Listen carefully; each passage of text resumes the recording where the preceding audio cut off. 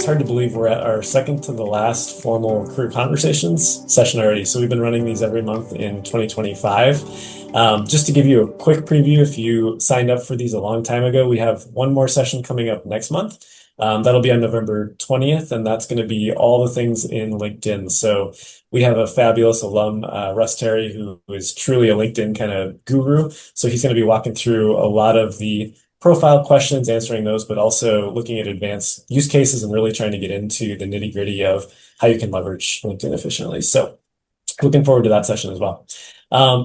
For today, we are doing two different topics, and this is something that we don't talk a whole lot about, or maybe as much as we'd like to talk about, but I think both of these are actually really, really crucial conversations to have just as you navigate your career.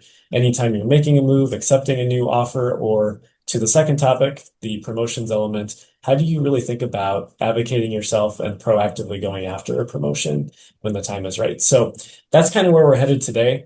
As we get started here, I wanted to introduce my co-facilitator. So Rachel Vicente is joining us. She's a fabulous SU alum of ours. She's also one of our volunteer alumni career coaches. So without further ado, Rachel, I'm going to let you say hi and introduce yourself. Hey y'all, super excited to be here with you. Thanks to John and Jessica for creating space. As John shared, I am a Syracuse alum, 2012, but I am from a family of Syracuse alum as well. My sister was a A&S grad at Maxwell, and then my brother was an aeronautical engineer. So lots of Syracuse Orange family and the Vicente family. The work that I do, I specialize in learning and development, all things people work. So executive coaching, all things around how do we ensure that teams work better together, that people thrive, and organizations are effective. So that's the work. I'm originally from Boston, but I currently live in Miami. I am currently in DC at a conference, and so I get to step outside and share this awesome work with you all. Thank you. All right. Thanks, Rachel. So I'm going to be covering the first topic, salary negotiations, and then Rachel is going to be jumping in on the second topic, which is promotions. In terms of kind of the flow today, so we've got some stuff we're going to move through, but we anticipate having lots of time at the end for questions on one or both of these topics. I think this is definitely one of those things that lends itself well to a lot of individual questions. So we definitely encourage you guys, even as we go, if you want to submit questions in the chat if you'd like. And we'll do our best to either answer them kind of in the moment or at the very end after the session, the content wraps. We'll make sure we've got plenty of time for that. So be thinking of those as we go. So with that, let's jump into salary negotiations. And we were joking just a couple weeks prior while we were planning this, that this kind of landed really well right next to Halloween, because this is kind of a scary topic for some people, I think, actually probably for most people, for being honest, right? So the timing is kind of coincidental there. To get started, though, I wanted to actually pose a quick question to you guys. So let's get you guys into the conversation here for just a moment. So grab your phone, scan this QR code, and I just want to hear a quick read from all of you. So question here is, have you ever successfully negotiated a salary increase when you started a new job? So a simple yes, a simple no, or if you're saying, you know what, it's kind of late on a Thursday before a holiday, I can't remember, that's okay too. I'll pause for just a few seconds here and let's see what answers we get on this.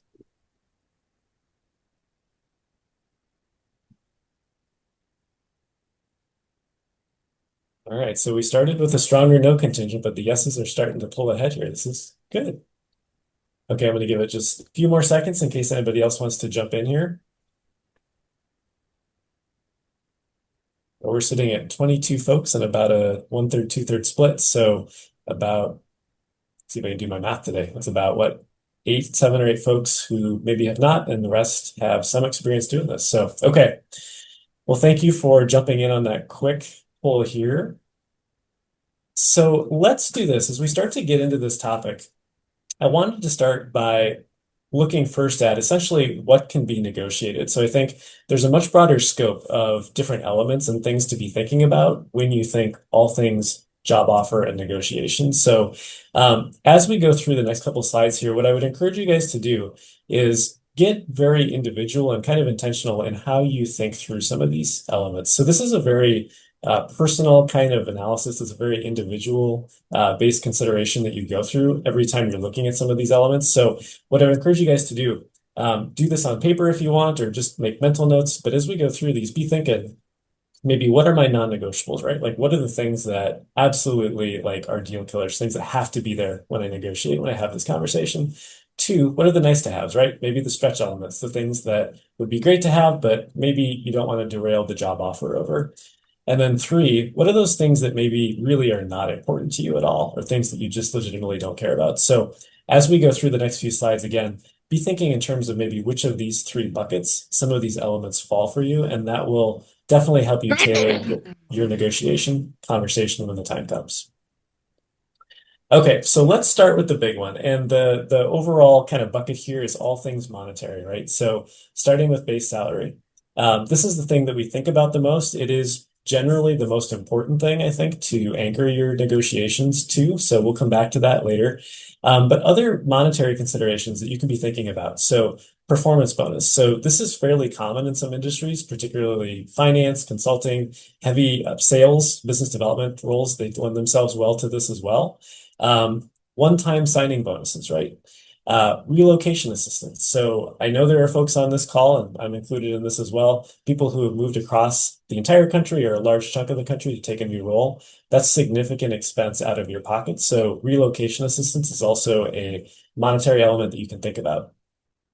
Equity and stock options. So if you're coming in for a more senior level role, this is definitely an element to be thinking about. And I would also say if you are looking at maybe a riskier environment, so prime example being an early stage startup kind of an employer, there's usually some room to discuss equity and stock options in that scenario as well. And then finally, one that people maybe don't think about quite as much, but really can make a big difference financially is tuition reimbursement or other professional development support benefits to think about. So not an exhaustive list of all the things that are monetary, but some things to get you started here as we go through. So work schedule and flexibility. I think this is something that has really become a lot more prominent in the last 5, 6 years, especially during and post-COVID, as people have figured out the remote versus hybrid and in-person kind of balance and what works for them and what they're really seeking. Other things to think about in this element are flexible or shifted work schedules, right? So let's say maybe you have a preference for working an earlier day, shifting your, 8, 9 hours, whatever it might be, as much as possible early or late. That's another element to look at. Compressed work weeks. So there are some companies that do offer this, and this is something you can always talk to your soon-to-be manager about, right? Maybe every other Friday off by working 9-hour days instead of 8-hour days. Looking at those types of scenarios that can really help benefit you as you try and match up your professional life with all the other things going on in your personal life. Paid time off and leave. So additional vacation days. Flexible holiday schedules. I think this one's worth really thinking about. So especially if you adhere to a set of holidays that maybe are not, nationally recognized or state recognized holidays, this is a really great conversation to have as part of your negotiation, I think, when you're looking at that job offer. Paid parental leave, sabbatical options. The sabbatical element is becoming more and more common. So I think that's a really interesting one to keep your eye on.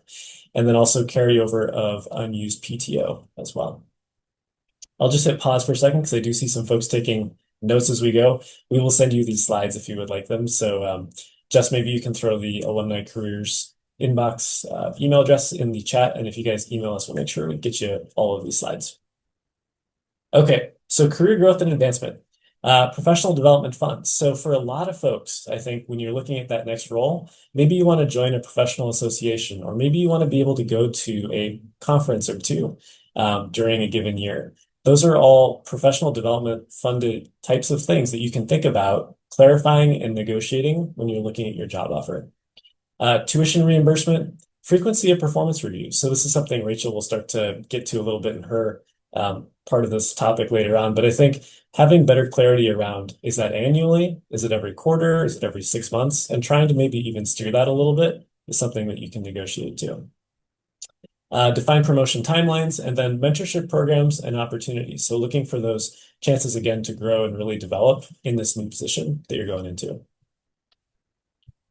Okay, and then benefits. So the classics, right? Health, dental, and vision. These are all things that you're going to be looking for generally in any full-time salaried position, but also be thinking about access to retirement plans and whether or not there's a matching contribution. Sometimes you can even ask what the history is of the company or the organization for doing those matching contributions, because typically you will see that shift in ebb and flow quite a bit depending on the financial condition of the employer over the past 5, 10 years. Wellness stipends. So thinking about gym memberships and wearables in particular. So those Apple Watches, those Fitbits, those things that can actually make a really big difference in how you maintain your health are things that you can think about too. And then finally, commuting transportation benefits. So particularly true of roles that you may be taking that are based in heavily urban areas. There sometimes will be an opportunity to tap into an assistance program to get a Metro pass or leverage the bus system if you want to try and leverage public transport there. And then finally, other one-time requests. So start date flexibility, right? So generally, when you've gotten to the end of the road and you've got an offer in hand, you will have some wiggle room in terms of when you start your role. And I think this is a really important thing to think about, especially if you want to give your current employer maybe an extra week or two above kind of the standard 2 weeks. If you want to really give yourself enough time to wrap up your previous work, this can be another element to consider. Previously scheduled vacations and time off. So this is a big one. I think a lot of people are really doing a lot of travel right now. So being able to maintain something that you've already got on the calendar. And then finally, work equipment and technology. So this is a big one, I think, for folks who are going to be hybrid or remote. It's a really, really great thing to be thinking about. Do I need something else in my home office that's going to help me in this role, right? So maybe it's that second monitor, or maybe it's even a employer supported cell phone and cell plan for you to use. Those are things to be thinking about as well. Okay, so thank you for bearing with me. I know that's a long list, but part of my goal was to kind of overwhelm you just a bit so that you can take this away and really think about, in addition to the base salary piece, what else maybe is really, really important for you individually to be thinking about at that negotiation stage. So next, what I want to do here is try and make the case just for a couple minutes about why negotiate. So we all know that this can be kind of awkward, it can be kind of difficult, and it's probably not something that any of us really want to do. But I want to try and give you a little bit of motivation for the difference and the impact this can have. So I'm a former finance guy, so bear with me, but I'm trying to keep this as simple as possible. So the concept here is essentially the same as compounding interest. So another way to think about compounding interest is a penny saved is a penny earned, right? So that same thought process applies here in the form of compounding raises. So let me just ask you guys a quick question. I'm going to ask you to throw some numbers into the chat here for me. So let's say you are a fresh graduate, you're coming out of school, and you have a 40-year career that's staring you in the face, and you are able to negotiate from a base salary of $100,000 up to $108,000 for that first role that you're going to take. And we're going to assume that you're going to get a 3% raise on top of that for the next 40 years of your career. So if you think about starting at 100,000 versus starting at 108,000, how much extra income, how much extra salary do you think that one-time negotiation is going to have across your 40-year career? Go ahead, no calculators, no cheating. I want just estimates and guesses here. Throw a couple numbers in the chat. What do you guys think?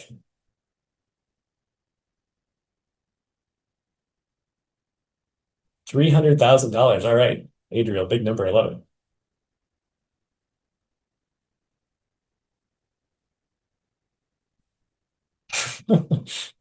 100,000, 200,000. Okay. Any last guesses here before I show you the answer? All right, guys. Well, here's the actual answer. Yeah, Christine's getting close. We are north of $500,000. So just over $600,000 of cumulative impact across your 40-year career. So I think this is really, really helpful, at least for me in thinking through, okay, it really, it's a one-time thing, but it could be awkward, but there really is a lot of value potentially here to unpack just in looking at that base salary negotiation. So keep this in mind when you guys are staring down that offer negotiation the next time you make a move somewhere. Maybe just make a quick note back to this number and realize that even if you're not, looking at 40 years ahead of you, that still you could be leaving a couple $100,000, if not more, on the table for the remainder of your career. So really, really motivating, at least I think from that perspective. Okay, so my next question here is, Jess, I'm seeing your comments, so this is Excel, this is not John Math. Um, so when to negotiate, right? So I think this is a very common question that people have, like when should I negotiate? Should I expect to have to negotiate? And the answer to this is actually pretty simple on both sides of that. So most employers in this day and age are, if they're going to negotiate, they're going to try and start that conversation as early as possible. So what that will look like is when you're doing a screening call with a recruiter, they will often say, what are your salary expectations? Or they'll be very little. They'll say, I've got a form that I need to complete for the hiring manager, and they're asking what salary you would like for this role. So their goal is to get you talking about this as early as possible. And on the flip side, your goal is to try to not negotiate or at least wait as long as possible into the process prior to receiving a written offer, which I know sounds like there's a big gap there, but this is truly how it unfolds at most places. So if you are asked for salary requirements during the application or at any point during the interview, your first line of defense is to say something like, I prefer to discuss salary once a formal offer is presented. If they come back and they say, you know what, I have to go back to the hiring manager with a number, in that case, what I recommend doing is actually giving them a range that gives you enough wiggle room to negotiate within that you'll be happy with. Um, so taking this a step further, I'm sure many of you guys have experienced this already, but for those who maybe haven't, the concept here is really positional bargaining. And all positional bargaining is essentially the employer starting at a low number and you starting at a higher number and trying to meet somewhere in the middle. So if an employer is willing to negotiate, this is what they expect you to do, and this is what they're going to position themselves for. So what that means is if you are not trying to negotiate the base salary, there's a very good chance that you may be leaving some money on the table. I'll just add a quick comment here. I think the follow-up here is, well, how much can I reasonably ask for potentially on top of what's presented initially? Let me ask you guys that question really quick. Throw a couple numbers in the chat. What percent? So let's say they come back with an offer of $100,000 out of the gate. What percent on top of that do you think is a reasonable ask without going too far? Christine says 10%. Okay, wow, we've got a good consensus here. And you guys are absolutely spot on. So I think 10% is a really good safe number. 10 to 12, 10 to 15, I think is probably okay too. Anything above that, I think does get to push it a little bit too far. So love it. You guys are all over this. This is great. Okay, so with John, all you this heard in the mind, question? yes, go ahead. Well, can you repeat what your question was? Yes, Catherine, my question was, so what percent increase can you essentially be comfortable asking for? So put another way, if they offer you $100,000 out of the gate, can you go to 110? Can you go to 115? What number is appropriate versus like being too aggressive, essentially? And the common consensus here really is that 10 to kind of 12, 10 to maybe 15%. So yeah, you guys are all over this. Um, Okay, I do want a quick admin note here too. So in this day and age, we are seeing more and more employers who are either required to or voluntarily stating what the salary band is for a role. And this is actually required now here in California. Same is true in New York and a few other places as well. So in that situation, there's usually pretty strong language, and if they're not going to negotiate, they will make that very clear. I think absent of any specific language or somebody in the process saying, this is what we are paying, there's usually still going to be potentially a budgeted range that you're within that you may be able to move the needle on. So it gets a little bit trickier in that situation, but there is still room in some cases for you to negotiate. So keep a close eye out for that, particularly if you're looking in California or New York. And just be mindful of that because sometimes they will be very, very clear and they'll say, we are budgeting $105,000 for this role. And if they're not presenting a range, that's also a pretty good indication that they may have landed on that number. Okay.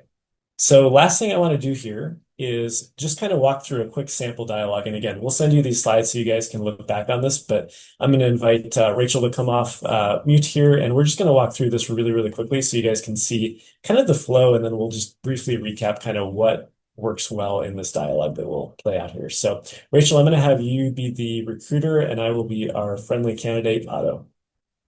All right, awesome. Hi, Otto. Congratulations again. We're excited to have you on board. Have you had a chance to review the offer? Yes, thank you. I really appreciate the offer and the opportunity to join the team. I'm enthusiastic about the role and the impact I can make here. I did have a couple of questions about the compensation before finalizing. Of course. Happy to talk through anything. What questions do you have? So, based on my research and the value I believe I bring to the role, essentially with my experience, especially with my experience in blank, I was hoping for a starting salary closer to $74,000. The offer came in at 68,000, and I wanted to see if there's some flexibility there. I appreciate you bringing that up. I'll need to check in with the hiring manager and HR to see what's possible. Is the salary your main concern, or are there other elements of the offer you'd like to discuss? So salary is the main factor, but I'm also interested in professional development opportunities. That being said, the base compensation is my primary focus right now. Got it. I'll take it back to the team and see what I can do. Thank you for being direct and professional about it. I'll follow up tomorrow. Thank you. I really appreciate you taking it back for review. I'm excited about the role and look forward to hearing what's possible. Imagine next day. Hi, Otto. Thanks for your patience. I spoke with the team, and while we'll be able to raise the base salary to 71,000, we'd like to offer you a 2,000 signing bonus to help bridge the gap. Additionally, we can include up to $1,000 towards your professional development in your first year. Thanks so much for getting back to me and for advocating on my behalf. I appreciate it. The signing bonus and the professional development support definitely help. I'm still very excited about the opportunity, and I'm happy to accept this revised offer. Okay, so just to briefly recap, and again, you saw the positional bargaining piece coming out here.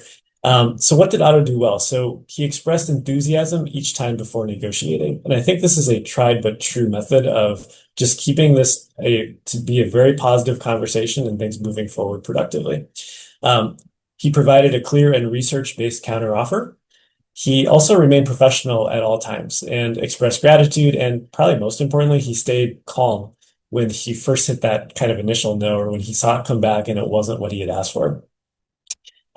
Also, he stayed anchored to base salary initially. So you saw the recruiter try and pivot maybe a little bit away from that.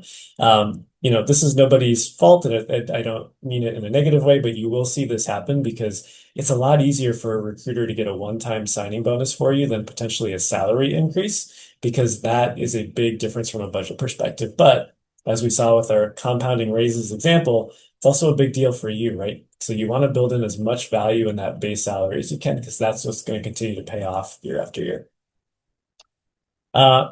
Okay, and then you'll see though that those additional elements did start to factor in. And again, those will look very, very different for different individuals depending on what your situation is. So, all right, so I'm looking at the clock here, and I think we're going to go right into your session here, Rachel, on promotions, and then we'll circle back for some additional questions on both, I think, at the end. So Awesome. I'm really excited about talking about promotions and just how they flow into the conversation that John had earlier about salary negotiation. So we're now talking that you are in a role within an organization. So that is where we kind of are situating versus you are looking to apply for a new role or attain one. So we're going to get started and do a mirroring exercise around have you ever negotiated a promotion before? So you can go ahead and scan the QR code and do again, very simple, yes, no, and I can't remember.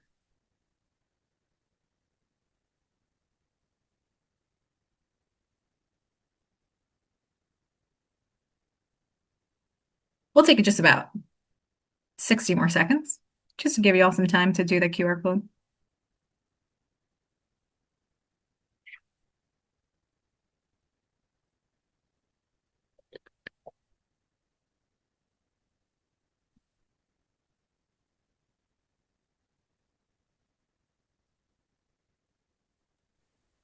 as we're waiting for these to come in, Rachel, I'm curious to see how this compares to the last one. Yep, that's exactly what I'm thinking about. Yep.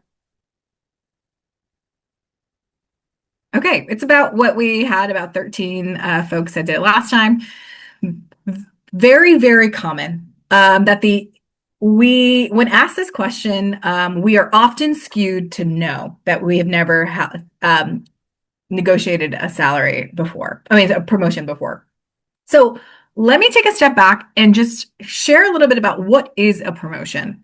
So a promotion is when you advance to a more important position, higher position positionally, or achieve a greater level of responsibility within the company or organization.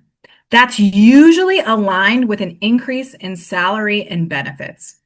So in a promotion, you could advocate for one, a new role, whether it's existed or not. Two, a role above you in an organization chart. So the natural progression, going from a manager to a director, for example. Or you can also negotiate increased responsibility with salary and benefits with no title change. So if you're at an organization or company that doesn't like a title change, and that's not personally important to you, you can negotiate for an increase in salary and benefits that has no title change. So just start to think in your head, kind of like, where would you be? What would you try to negotiate or advocate for? So a little bit about the background. How do you actually do the process of negotiating for a promotion? I'm going to call this process your case for promotion. And I'm going to go through steps that you should be thinking about. Definitely, you'll have the slides, but take a screenshot and begin to think about this. So first step in your case for promotion is understanding you.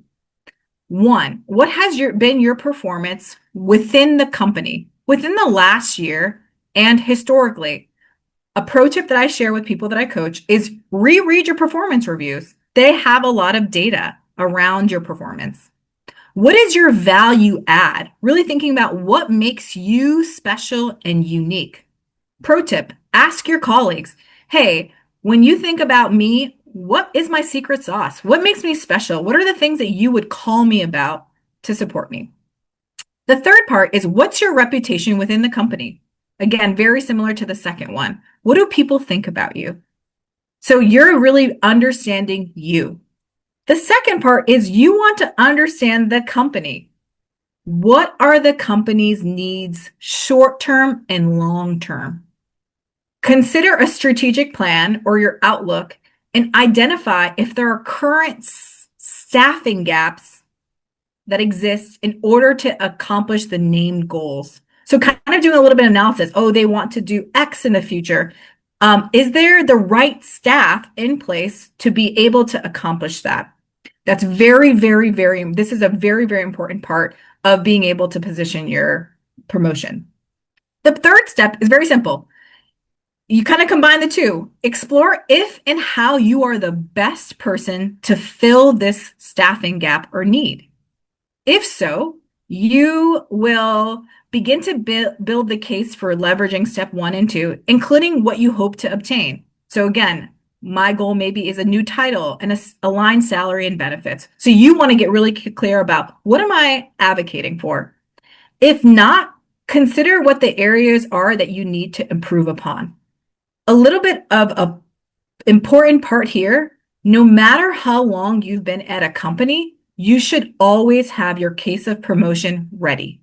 This should be something you're thinking about almost on a quarterly basis, because at any moment, could you have an opportunity to advocate for your promotion? So a little bit of the background. So I'm going to give you an example. So I was a director in my organization, and I was looking for a senior director role. In my step 1, I was a high performer. In my first year, in my performance review, I exceeded expectations, which meant I surpassed all the goals and KPIs. I had strengths in setting vision and direction, building relationships, and I was viewed as an expert in culture responsive teaching. So I'm in a nonprofit.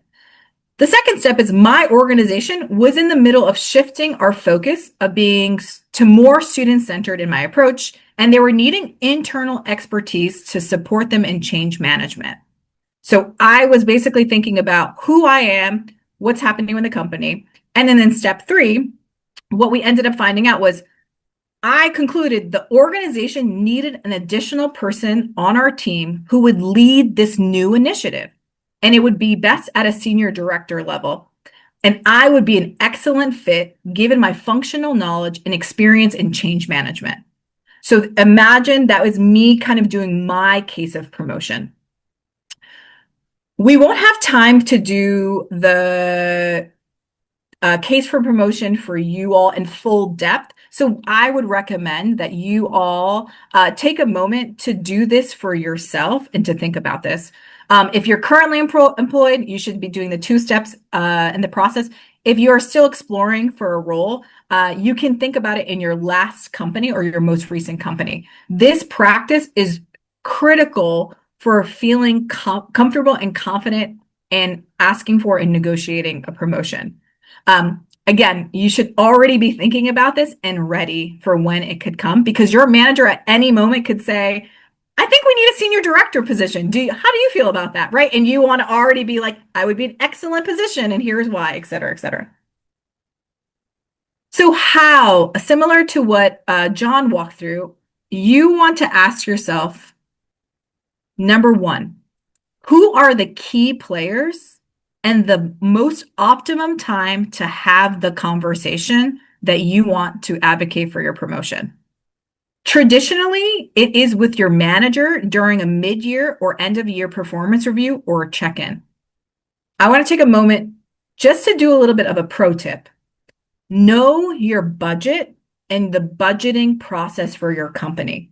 So for example, if your company is runs the fiscal year on a calendar year, meaning that it's closing out in December of this year, if you have your case for promotions and this conversation in January, oftentimes and not, they're gonna say, we don't have the budget for that. So you'll have to wait for next year. So it is often best for you to think about having the conversation when the budgeting process is happening in your organization. So sometimes it's in Q3 if we were to think about it in a calendar year. So that's number one. The second thing is to share your intentions for the conversation when scheduling. I would like to dedicate a portion of my performance review to talk about my future within the organization. Very, very important. You want to make sure you're setting up your manager well so that, or whoever you're having a conversation with, maybe your manager and your skip level manager, their manager, you don't want to just hit them with I want to talk about promotion, right? You want to mentally prepare people. Emotional intelligence, EQ, plays a big role when we're talking about promotions. And of course, you want to prepare and bring your case for promotion to the meeting. You want to be ready with the 3 steps that we walked through in case that your manager is asking you any additional questions, which we'll walk through in a second. And the fourth one, again, at the conversation, share your hopes for the conversation, present your case and allow for clarifying questions, and ask for what you need. Very, very important. Jon just walked through many, many, many things that you can negotiate when you are looking for a salary offer. I also want to tell you that you can negotiate for some of those things during a promotion. You can also negotiate for professional development funds. You could also negotiate for a technology stipend. So I like to tell the people that I work with, think expansively. Obviously, have your non-negotiables at top of mind, but think expansively of the other things that you would be willing to accept. So we are going to do a little bit of a sample dialogue, Jon and I, with Otto and the manager. I'm going to be Otto and Jon is going to be the manager. And so just to give a little bit of a background, this is a mid-year check-in between Otto and his manager. He is a program manager at a company. All right. Thanks for making time today. I wanted to talk about my growth and trajectory on the team. Over the past year, I've led 2 major projects, the data dashboard rollout and the new onboarding system, which has helped our team reduce processing by 30% and improve consistency across regions. Those have definitely been big lifts. Can you say more about what you see as your biggest contribution to those outcomes? Yeah, for sure. For the dashboard rollout, I coordinated across 3 departments to align data definitions, which wasn't a part of the original scope, and train staff on how to use the tool. That cross-team collaboration is something I've been really intentional about this year.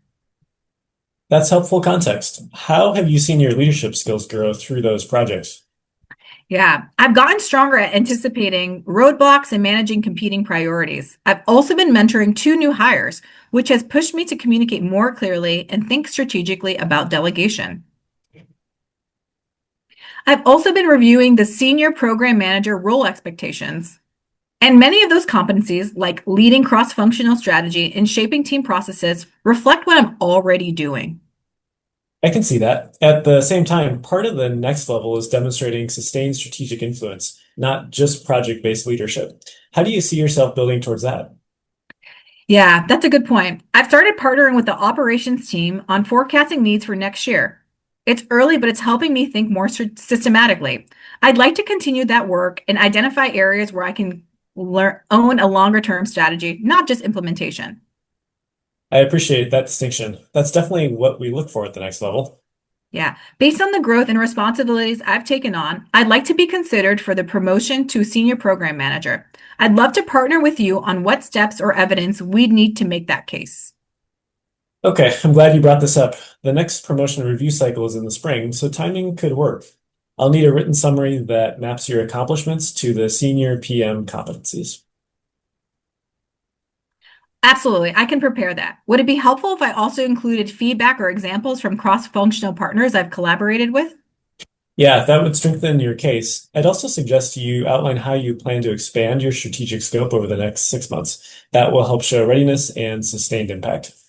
That makes sense. I'll draft something this week and share it with you for input. Thanks for the clarity and partnership. Okay. So that's a little bit of the kind of back and forth. So what did Otto do well? Well, Otto, number one, was came prepared with his case of promotion. He entered the conversation with clear evidence, using metrics and examples that tied to organizational goals. He also tied accomplishments to the next level. You could hear him saying things like, that's already what I'm performing at, explicitly linking achievements to competencies in the next role. And when the manager pushed for clarity and readiness, like, this is what we're looking for in that type of role, he came and operated with clarity, collaboration, and concrete next steps.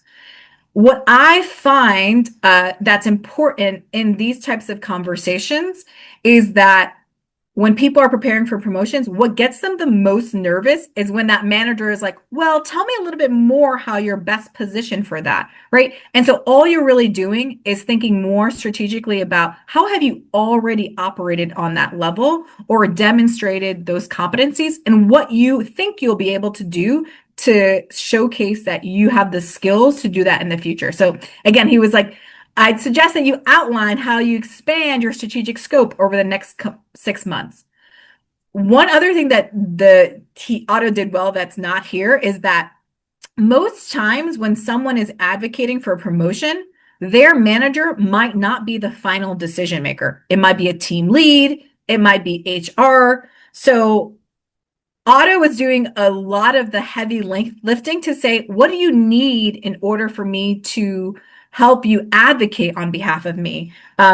So he really set up his manager well as well. So that's important is that usually HR is the final approver. So sometimes you're looped into additional conversation about advocating for promotion, and sometimes it's just your manager. So you want to really think about that. Even with best intentions, your manager is your teammate. They might have additional layers to talk about. One last thing I'll say before we punt it is if we go back to Jon's example, this is a little bit of a tidbit. If we go back to Jon's example of you have a salary that you don't feel like is the best salary for you incoming into an organization. One of the things you can advocate for is a 6-month performance review. So can we reevaluate my salary and title in 6 months of me starting my job instead of the traditional 1 year? So it gives you a shortened time period. That again would be a very similar conversation around promotions. I just like to say that with people because sometimes that doesn't seem like an option, but it is a very, very good strategic move if you feel like the salary doesn't feel aligned, but you know that the job market is challenging and you really like the role. I'm going to put a quick plug in. So if you guys can scan this QR code as you are finishing up the session here as we're doing some Q&A, you can do this now, or if you don't mind doing it later, we would love to get some feedback from you just on this session, the topic. This is one that I think is going to continue to be of interest for a lot of our alumni. So any thoughts you can share with us would be terrific. So as a reminder, we are here to support you one-on-one through more events and programming and everything in between. So wishing you guys all a wonderful evening out on the East Coast and a good remainder of your afternoon here on the West Coast. Great seeing so many of you today, and hopefully we'll see you again next month. Thank you for joining us.